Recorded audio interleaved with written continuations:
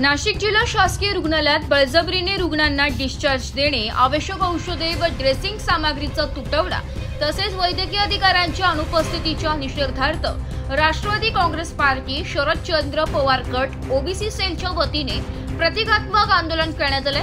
या आंदोलनाचे नेतृत्व ओबीसी सेलचे जिल्हाध्यक्ष ॲडव्होकेट सुरेश आव्हाड यांनी केले। मुख्य वैद्यकीय अधिकारी डॉक्टर गावित यांना ड्रेसिंग किट भेट देऊन रुग्णालयातील सेवा सुधारण्याची मागणी करण्यात आली आहे।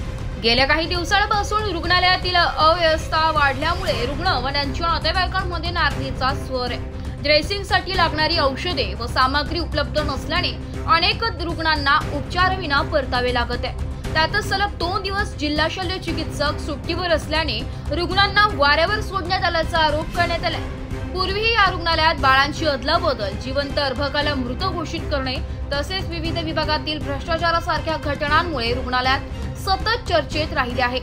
आंदोलनादरम्यान जिल्हा शल्य चिकित्सकांच्या अनुपस्थिती विरोधात घोषणाबाजी करण्यात आली असून काही काळ तणावाचं वातावरण निर्माण झाले होते। यावेळी महिला जिल्हाध्यक्षा संगीताताई पाटील, हाजी मोयुद्दीन शेख, नासिर पठाण, भारतीताई चित्ते, मीराताई भोईर, ॲडव्होकेट संदीप दंडगवाण, गणेश धोत्रे, मोहित शेंडगे, प्रणव पगारे, अविनाश राजगुरू, मंगेश भंडारी, सविता किरकिरे आदी जण कार्यकर्ते उपस्थित होते। दिलाय पण मी वॉचमॅन ड्युटी करते, छोटा रूम आहे, त्यांना म्हणते थोडंसं थांबा, तर ते ऐकायलाच तयार नाही। कालपासून डिस्चार्ज देऊन दिलेला आहे। पेशंटची तब्येत म्हणजे अशी आहे तर त्यांना म्हणजे जागेवर संडास वगैरे करता इतके हे झालेलं आहे।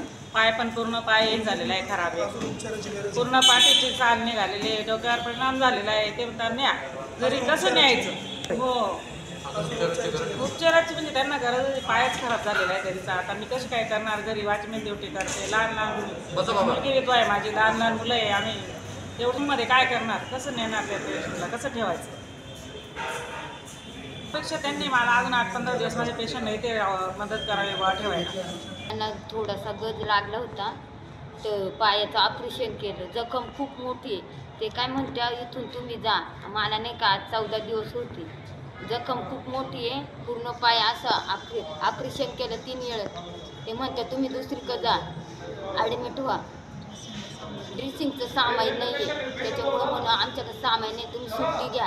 काल बी बोलले तुम्ही सुट्टी घ्या, काल पट्टी नव्हती गेली, आमची परिस्थिती नाही आहे, एक तर मी हातावरती आहे, एक तर मी एकटेच काम करते, माझे पोरं उपाशी राहता का काय करते, माझ्या पोरं खात्या का नाही ते माहीत नाही मला, पण ते उपाशी राहतात ते।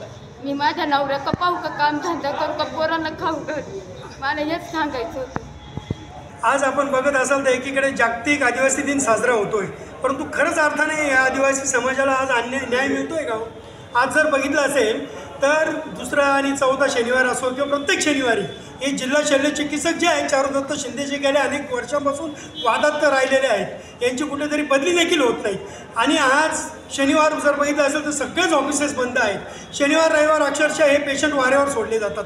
खरं जर घटना बघितली असेल तर घटना अशी आहेत की गेल्या हप्त्याभरापासून सप्ताहभरापासून या सिव्हिल हॉस्पिटल्समध्ये आपण जर गेले तर ड्रेसिंगचे किट उपलब्ध नाही आहे, हे त्यांच्या डॉक्टरांनी ऑन रेकॉर्ड सांगितलेलं आहे। आणि किट उपलब्ध नसल्यामुळे यांच्या नाकर्तेपणाचा दुरुपयोग हा पेशंटवर केला जातो आहे। यांच्या नाकर्तेपणाचा याच्यामुळे आज पेशंटवरच्या जीवितावर धोका निर्माण होतो आहे। हे पेशंटला डिस्चार्ज करून घेत आहेत, बळजबरीने पेशंटला इथून काढून देण्याचा प्रयत्न करतात।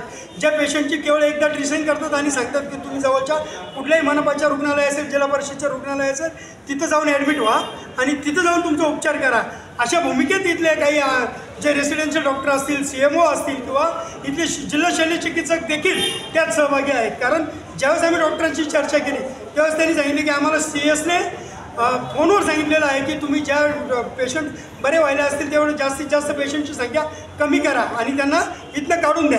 म्हणजे यांचा नाकर्तेपणाला पाहण्यासाठी हे पेशंटच्या जीवाशी खेळत आहेत। आज जर बघितलं असेल तर सर्वत्र एकीकडे लाखो रुपये, कोट्यवधी रुपये या सिव्हिल हॉस्पिटलसाठी खर्च केला जातो आहे।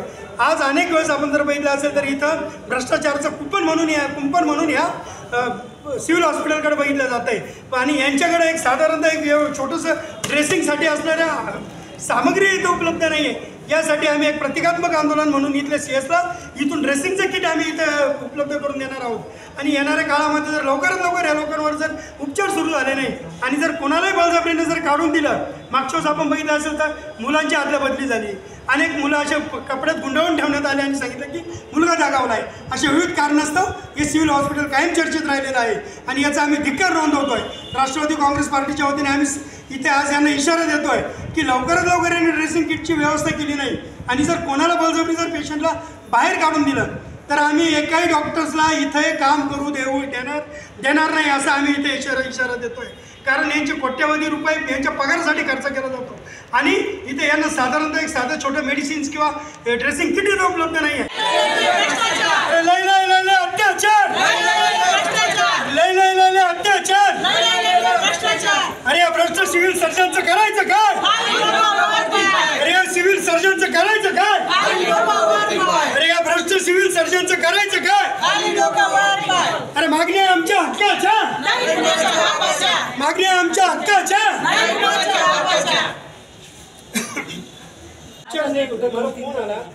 म्हणून आम्ही नाही ना त्यांची काही पायवर इतका खराब झाले, बँडेज शिल्लक नाही.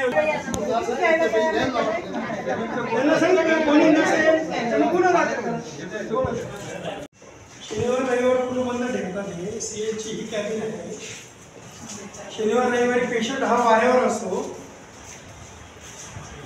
इथे कोणी नाही.